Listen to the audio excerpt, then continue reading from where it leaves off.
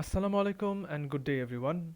My name is Jami Shahriyar and this is my final year Project 1 research proposal presentation. And the topic is enhancing prediction of job readiness of undergraduate computing students, automated machine learning approach. So here is a bit of information about me. My faculty is Bachelor of Computer Science, Software Engineering, and I'd like to mention my honorable supervisor, Dr. Joanna bint Ahmed, for all her help and support.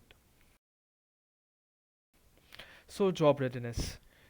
Finding the very first job right after graduating can be very hard for students, and often students are faced with unemployment. A survey conducted in 2018 by McGraw-Hill Education found that only 4 out of 10 students felt well prepared for their future careers. And even if students did feel prepared, there was a gap between student and employer perceptions. 77% of students who felt prepared felt that they were confident in their professionalism and work ethic. However, 43% of the employers feel that the recent graduates lacked these skills. Students don't have the necessary employability skills. From the same survey, the students reported that they did not gain the critical skills such as complex problem solving, workplace technologies, resume writing, and interview skills in university needed to transition to the job world. So, tackling the matter. If you think about it, if universities are able to predict and identify students who are likely to feel unprepared to tackle the job world, they can take additional care of these students. The keyword being predict. And recently, predictive analysis has greatly depended on machine learning. And some researchers have already capitalized on that. But there are some research gaps. Certain studies have selected machine learning algorithms to classify and predict job readiness, and usually these researchers have defaulted to the decision tree algorithm or the naive Bayes algorithm.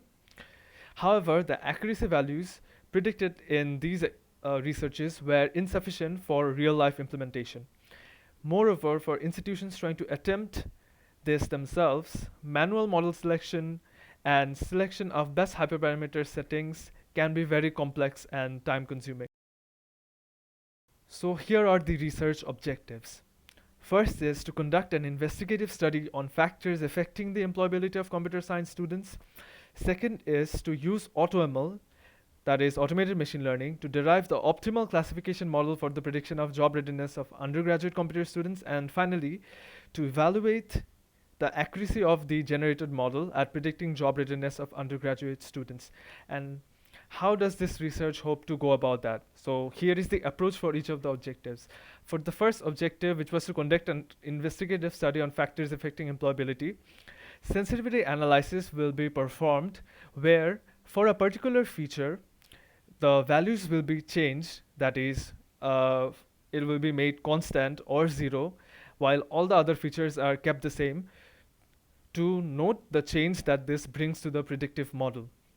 And depending on the amount of change this brings, it will determine how much a feature is influencing prediction and therefore how important a particular employability factor is. The second objective, to use AutoML to derive the optimal classification model for prediction of job readiness for undergraduate computing students. Here, an experiment workbench will be coded in Python to carry out data preprocessing and machine learning modeling for AutoML and also for decision tree and naive Bayes for comparison. And finally, the objective to evaluate the accuracy of generated model at predicting job readiness will be approached by using evaluation metrics, accuracy and Matthews correlation coefficient to evaluate the different models and to make comparisons regarding which one is the most suited. So, AutoML. So let's look at the features of automated machine learning. First of all, it is automated, that is, with only a preprocessed dataset, we can automatically generate the best predictive model. Second is ensemble production. So instead of just a single algorithm, AutoML is able to run through multiple algorithms and then take the best from multiple algorithms and make a combination of algorithms that can perform better than a single algorithm. Third is hyperparameter optimization. AutoML automatically selects the best hyperparameters for each of the models without any user intervention. And the last is much less time intensive. AutoML requires much less time as there is no much less human time, as there is no manual model selection or hyperparameter optimization. Let's see how AutoML functions.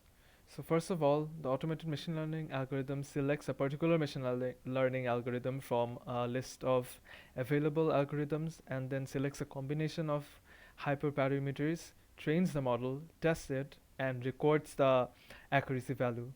It does this for another algorithm and then another one and repeats, and every time it compares the accuracy values and keeps the best ones while eliminating the ones which have poorer prediction accuracy values. And in this way, AutoML runs through this function many times and runs through all the available machine learning algorithms and all the best possible hyperparameter settings, and finally combines the best ones to create an ensemble model. So the tools for this research. In this research, to carry out machine learning, the tool sklearn was used because of its high efficiency and performance. It is also intuitive as it uses Python, and it is open source and is free to use and is under the BSD license. And for automated machine learning, the tool AutoScaLearn was used as it can function under great time and memory constraints. It is also open source, and as before, it is very intuitive as it uses Python. So accuracy. This research will need to evaluate models, and for that purpose, the two evaluation matrix, Matthews correlation coefficient, and accuracy was utilized. The first one, accuracy. The advantages of accuracy is that it is very easy to calculate and it is very intuitive to understand. And then is Matthews correlation coefficient. This is the better evaluation metric as it isn't sensitive to class imbalances, and the metric is symmetric, that is, it takes into account all the four values in the confusion matrix. The original dataset that was used for this research was the Aspiring Minds 2015 dataset containing data for engineering students after graduation. This dataset was chosen because it had data pertaining to the student demographics such as gender and date of birth. It also had data relating to the academic achievements of the students such as 10th grade results, 12th grade results, and college GPA. It also had the secondary psychometric attributes included in it such as consciousness, agreeableness, extroversion, neuroticism, openness to experience, which are secondary personality traits that employers often want. It also included data for certain tests that the candidates had taken, such as English test and logic, on their understanding of logic and their ability for quantification, and also their scores for specific subjects. So as a result, this dataset was a very suitable dataset for the initial study. The original AMIO 2015 dataset had a total of 38 attributes and around 2,998 instances. This is the methodology framework for this study, and this is what I use for my PSM1 and will use for PSM2. It starts with the literature review, where I started by trying to review some of the existing papers that have tried to predict job readiness or employability. I tried to review the machine learning algorithms that they determined to be the best. After that, I tried to review automated machine learning and the ensemble model that automated machine learning produces and the success that automated machine learning has had in other fields of research. After that, I tried to review the existing machine learning tools such as scikit-learn, Weka, and the existing automated machine learning tools such as AutoWeka and AutoScaLearn. And Finally, for the literature review phase, I tried to review some of the available performance metrics such as accuracy, F1 score, and matrix correlation coefficient, and try to determine the advantages or disadvantages of each. The next stage involved problem formulation, where after conducting the literature review, I tried to zero in on the gaps of the existing literature and try so that I could determine what objectives that I needed to have, what scope my research should have, and the limitations of my research so that I could clarify these things. The next stage was data collection and pre-processing. So for this initial study, I tried to find a similar data set, and I happened upon the AMIO 2015 data set and started my work with that, which had many of the elements that I wanted for this research. Next, I performed the pre-processing. For the pre-processing and every other step in the experiment phase onwards, all had been conducted in an experiment workbench. An experiment workbench is constructed using Python to make this possible, and it is fitted with all the necessary machine learning libraries and other libraries so that machine learning, automated machine learning, and other things can be done. So let's get back to the data pre-processing. So in the workbench, the data is processed by, first of all, cleaning the data, that is removing redundant attributes and so on. And the second stage involved feature engineering, where missing values were removed and values which had were categorical values were transformed to numerical values, as machine learning algorithm only understands numbers. And the feature selection stage, where features that were likely to have very little effect on the predictive potential of the final model were removed. So to remove were removed. And the next stage involved the experiment stage, where each of the models were trained and tested. And the sensitivity analysis was also carried in the experiment stage, and all of these are still happening in the experiment workbench. I will explain the experiment later on in my presentation. Finally comes the result analysis and conclusion, where I discuss the results of the initial study that I obtained and discuss my final contributions and my future work. This is a simple flow diagram for the entire experiment design. The experiment design is divided into two layers, the outer view layer and the inner application layer. The dataset is passed to the experiment workbench, and the experiment workbench will return the different model evaluation results and the sensitivity results. But looking deeper into the experiment workbench reveals the application layer. Data preprocessing is performed on the AMIO 2015 dataset. At first, the dataset is split using a 70-30 split to the training and testing set. Then, each of the data preprocessing steps, data cleaning, feature engineering, and feature selection, is performed on the training set. After this, the same sequence of steps is used to pre-process the testing set as well. The pre-processed dataset is used to train the three different algorithms separately. The first one is decision tree algorithm, the second one is Gaussian knife Bayes algorithm, and the final one is AutoML or automated machine learning algorithm.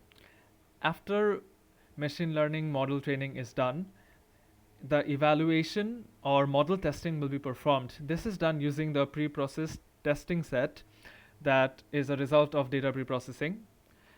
So each of the models are evaluated against the testing set, and the accuracy and MCC values for each of the models are calculated separately.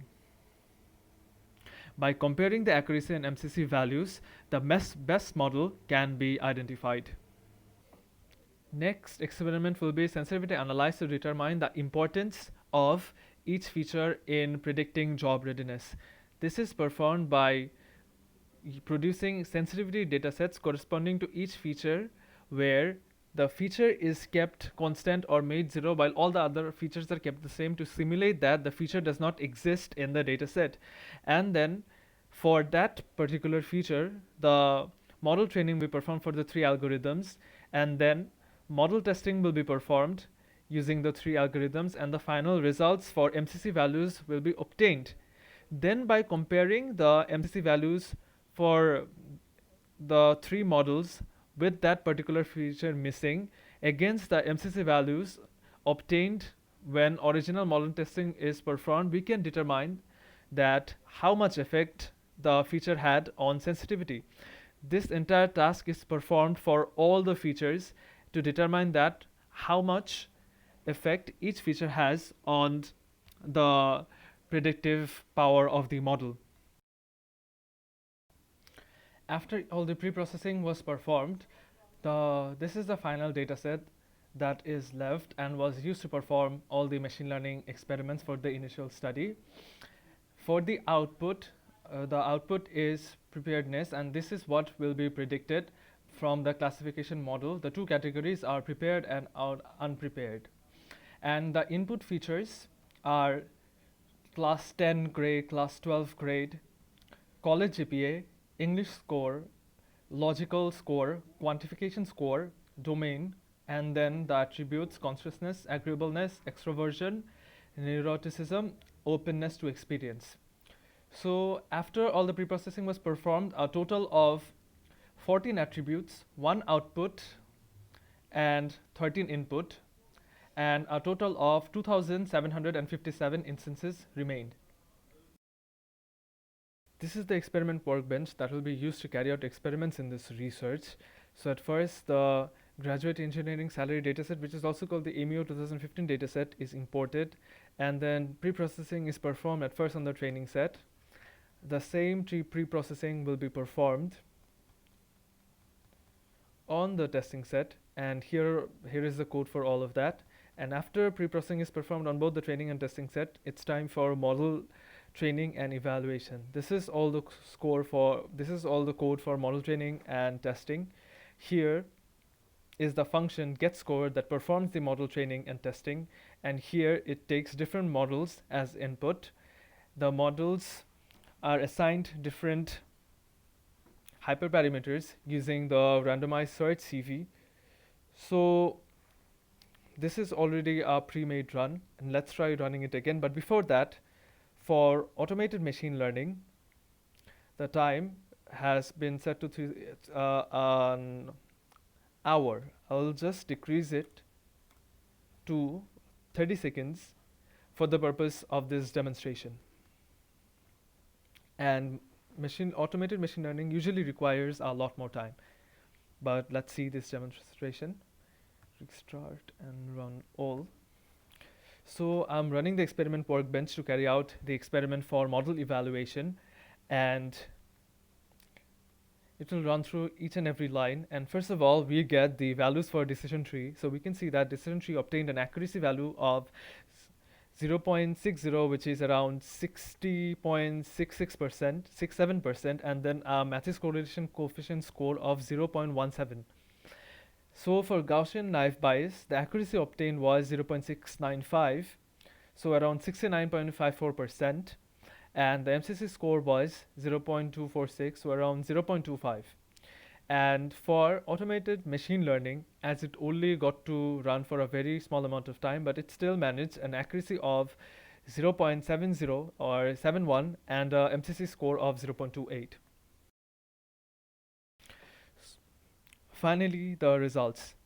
The model evaluation results after 5 runs showed that the decision tree had the lowest accuracy value and MCC values.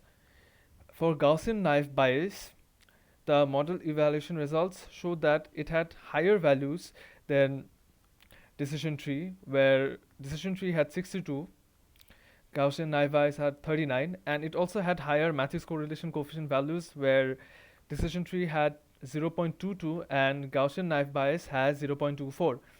And finally, the evaluation results for AutoML reveal that AutoML had the highest accuracy value and the highest matrix correlation coefficient value. It was greatly better than decision tree and marginally better than naive Bayes. So this study validates that AutoML produces the best model for predicting the job readiness of undergraduate computing students, and further study could in fact serve a great purpose. And the future work. Finally, the final research will be conducted using UTM dataset that will be collected from the internship dataset of UTM. Secondly, the workbench will be improved to have better coding and more readable code and will follow modern coding standards. Thirdly, the experiment for sensitivity analysis will be coded into the workbench so that it can be automatically performed. And finally, additional pre-processing synthetic minority oversampling will be implemented. All right, that's all for the presentation. Thank you very much. Thank you.